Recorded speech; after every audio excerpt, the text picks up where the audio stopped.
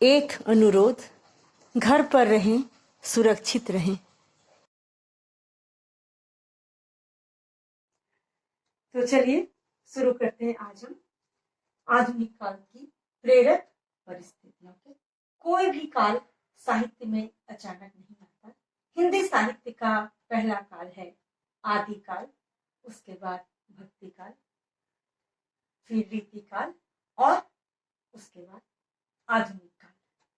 आधुनिक काल की शुरुआत 1900 से माना जाता है।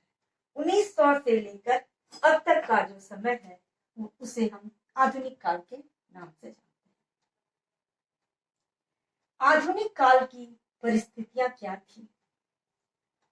तो जैसा कि हम और आप जानते हैं, 1900 ईस्वी तक हमारे देश में अंग्रेजों का आगमन हो चुका था। अंग्रेज तो गलत उद्देश्य से हमारे देश में आए थे। उन्होंने हमें गुलाम बनाया, काफी यातनाएं दी और भी जो बात है आप जानते हैं। लेकिन अंग्रेजों के आने से कुछ सकारात्मक बातें भी हुई, जैसे यूरोप की संस्कृति का प्रभाव हमारे ऊपर पड़ा। भारतीय जनता यूरोप की बुद्धिवादी विचारधारा से प्रभावित हुई और हम भी उस ओर अग्रसर हुए, अर्थात पढ़ने लिखने में हमारा भी ध्यान आकृष्ट हुआ। बहुत सारी ऐसी विचारधाराएं हैं जिससे हम प्रभावित हुए। ये तो शाश्वत नियम है, परिवर्तन होता है और हम जिस जगह जाते हैं तो उसकी संस्कृति से प्रभावित होते हैं। तो अंग्रेजों के रहन सहन का प्रभाव, अंग्रेजों के जो विद्वता, अंग्रेजों के अंदर जो विद्वता थी, उस सबका प्रभाव हमारे समाज पर भी पड़ रहा था।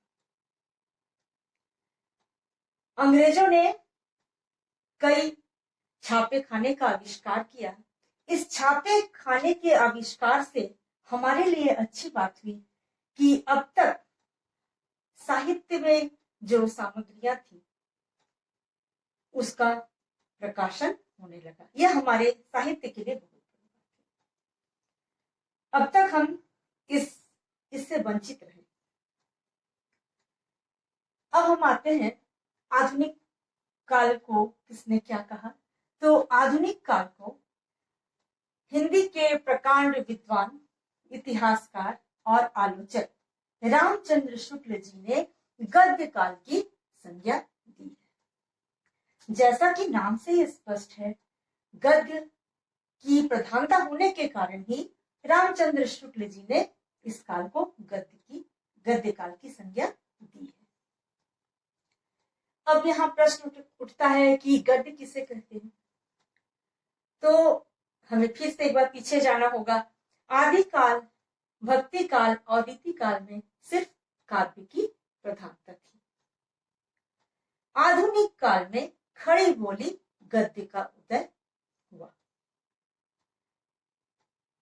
इस खड़ी बोली गद्य के उदय के पीछे और क्या कारण है उसे मैं स्पष्ट करूंगी और यह भी बताऊंगी कि खड़ी बोली गद्य के उदय में, खड़ी बोली गद्य के संस्थापक के रूप में, प्रवर्तक के रूप में कौन है? तो वह नाम है भारतेंदु बाबू हरिश्चंद्र का। आप लोगों ने नाम सुना होगा, बहुत प्रसिद्ध नाम है जो हमेशा हमेशा हिंदी साहित्य के लिए अमर भी रहेगा। हाँ, तो हम लोग आते हैं फिर से प्रेरक परिस्थितियों पर। इसके लिए ईसाई मिशनरियों का भी काफी योगदान है। ईसाई धर्म प्रचारकों ने अपने धर्म प्रचार के लिए हिंदी को ही माध्यम बनाया, क्योंकि हर व्यक्ति में यह लालसा होती है ना कि अपने धर्म के शुभ संदेशों को जन भाषा के द्वारा ही व्यक्त किया जाए। तो इस समय 1854 में हिस्ट्री ऑफ बाइबल का अनुवाद हुआ और 1801 में न्यू टेस्टामेंट, नया नियम का अनुवाद भी हिंदी में हुआ और ईसाई धर्म प्रचारकों ने अनुवाद के कार्य को संपन्न करने के लिए भी छापे खाने का आविष्कार किया। अब हम आते हैं, हमारे देश में उस समय समाज सुधार के आंदोलन भी चल रहा था और इस आंदोलन में आर्य समाज का बहुत बड़ा हाथ है।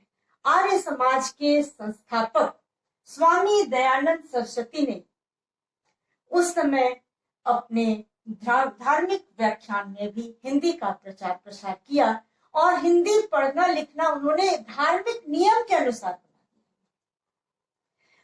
इसका परिणाम यह हुआ कि आर्य समाजी स्कूलों में हिंदी को अनिवार्य विषय के रूप में मान्यता मिली। अनिवार्य विषय के रूप में मान्यता मिल जाने से आप समझ सकते हैं हिंदी का प्रचार प्रसार कितना। इसी समय के एक और व्यक्तित्व है जिन्होंने ब्रह्म समाज की स्थापना की। कौन है? राजा राम मोहन राय ने, जिन्होंने सती प्रथा का, उस भयंकर प्रथा का उन्होंने विरोध किया था, जिन्होंने स्त्री को पति की चिता में, मृत्यु के मुख पर, पति की चिता में जल जाती थी जो स्त्रियां, उसे मृत्यु मुख होने से बचा लिया। उन्होंने घोर विरोध किया और इसका परिणाम भी अच्छा हुआ। उस राजा राम मोहन राय ने बंगदूत नामक पत्रिका 1829 ईस्वी में हिंदी में निकाला। हिंदी में इस पत्रिका के आ जाने से समाज में हिंदी के प्रति जागरूकता बढ़ी। अब जो महत्वपूर्ण नाम है, वह है, एक महत्वपूर्ण संस्थान है, वह है कलकत्ता का फोर्ट विलियम कॉलेज। कलकत्ता का फोर्ट विलियम कॉलेज का नाम अगर हम नहीं लें तो शायद यह अध्याय अधूरा रह जाएगा। फोर्ट विलियम कॉलेज के प्राचार्य गिल क्राइस्ट, जो हिंदी प्रेमी थे, इन्होंने सैकड़ों पुस्तकों का इस संस्थान से हिंदी में अनुवाद करवाया और इसी संस्थान के दो शिक्षक थे, लल्लू लाल जी, जिन्होंने प्रेम सागर लिखा, और सदन मिश्र जी, जिन्होंने नासिकेतोपाख्यान लिखकर गद्य की प्रवृत्ति को आगे बढ़ाया। इसमें दो नाम और जुड़ना चाहिए। इंशा अल्लाह खां की रानी केतकी की कहानी। इंशा अल्लाह खां, आप लोगों ने नाम सुना होगा। रानी केतकी की कहानी इतिहास में आप लोगों ने प्रथम सेमेस्टर में पढ़ा भी होगा। और दूसरा नाम है मुंशी सदा सुखलाल का सुख सागर। ये दो ग्रंथ भी खड़ी बोली हिंदी गद्य को आगे बढ़ाने में इसका भी महत्वपूर्ण योगदान रहा है। अब हम आते हैं भारतेंदु जी पर। भारतेंदु जी ने तो खड़ी बोली गद्य को व्यवस्थित किया। भारतेंदु से पूर्व हिंदी गद्य की कोई व्यवस्थित स्थिति नहीं थी। इस अव्यवस्थित स्थिति को उन्होंने अपने हाथों में लिया और एक साहित्यिक मंडल तैयार किया, जिसमें प्रताप नारायण मिश्र, बालकृष्ण जी, बद्री नारायण चौधरी, अंबिका दत्त व्यास, लाला श्रीनिवास दास जैसे प्रसिद्ध नाम है। इनकी ये साहित्यिक मंडली थी जो इस दिशा में बहुत अच्छा प्रयास कर रही थी।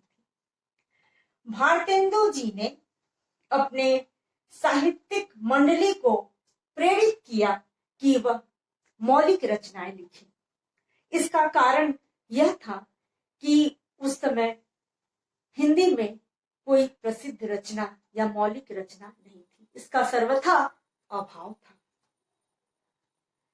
भारतेंदु जी ने स्वयं भी कई अन्य भाषाओं के नाटकों का, उपन्यासों का अनुवाद किया और अपने साहित्यिक मंडली से भी करवाया। इस अनुवाद करने या करवाने के पीछे भारतेंदु जी की यह मंशा रही कि हम मौलिक रचनाएं करें। एक मन में नहीं होता है कि हमारी अपनी रचना हो। हमारी भाषा में भी, इतनी समृद्ध भाषा हिंदी में भी कुछ अच्छा लिखा जाना चाहिए। क्यों हम दूसरों की नकल करें? जब हम में वो सब गुण मौजूद हैं तो क्यों हम दूसरों का अनुकरण करें? शुरुआत में तो स्वयं भारतेंदु जी ने अनुवाद किया और करवाया। इसके पीछे उनकी मंशा, फिर से दोहरा रहे इस बात को, यह रही कि हम मौलिक रचनाएं करें। भारतेंदु जी ने स्वयं कई मौलिक रचनाएं की, विशेषकर नाटक अंधेर नगरी, भारत दुर्दशा, वैद्य की हिंसा, हिंसा न भवती, सत्य हरिश्चंद्र जैसे नाटकों का उन्होंने रचना की। इसका प्रभाव तत्कालिक समाज पर पड़ा। उन्होंने जन भाषा को माध्यम भी बनाया और अपने साहित्यिक मंडली को भी प्रभावित किया, जिसका परिणाम यह हुआ कि साहित्यिक मंडली के लोग भी अपनी मौलिक रचनाएं करने लगे। भारतेंदु जी ने आधुनिक काल को बढ़ाने में, आधुनिक काल के गद्य जैसी विधा को विकसित करने में अभूतपूर्व योगदान दिया। हम उनके योगदान को कभी नहीं भूल सकते। आज हिंदी की जो व्यवस्थित स्थिति है, आज हिंदी हमारी राष्ट्रभाषा के रूप में हम हिंदी को जानते हैं, सबका श्रेय भारतेंदु बाबू हरिश्चंद्र जी को जाता है। एक बार फिर से हम दोहरा दे शुरुआती से। आधुनिक काल, जिसकी समय सीमा 1900 से अब तक है, आचार्य रामचंद्र शुक्ल जी ने इसे गद्य काल की संज्ञा दी है। आधुनिक काल के प्रवर्तक हैं भारतेंदु हरिश्चंद्र। हमारे आधुनिक काल की प्रेरक परिस्थितियों में अंग्रेजों का आगमन और उनके आगमन से यूरोप के विज्ञान से जो हम प्रभावित हुए, और दूसरी बात ईसाई धर्म प्रचारकों का योगदान, उनका अपने प्रसिद्ध धर्म ग्रंथ का अनुवाद है। दूसरी तरफ समाज सुधारकों का, विशेषकर आर्य समाज का महत्वपूर्ण योगदान है। राजा राम मोहन राय का भी बहुत महत्वपूर्ण योगदान है। और अंत में हम आते हैं फिर से फोर्ट विलियम कॉलेज के गिल क्राइस्ट के प्रयासों से आज हमारी हिंदी समृद्ध अवस्था में पहुंच चुकी है। आज के लिए आशा है आप लोग को ये समझ में आ गया होगा। आज के लिए इतना ही।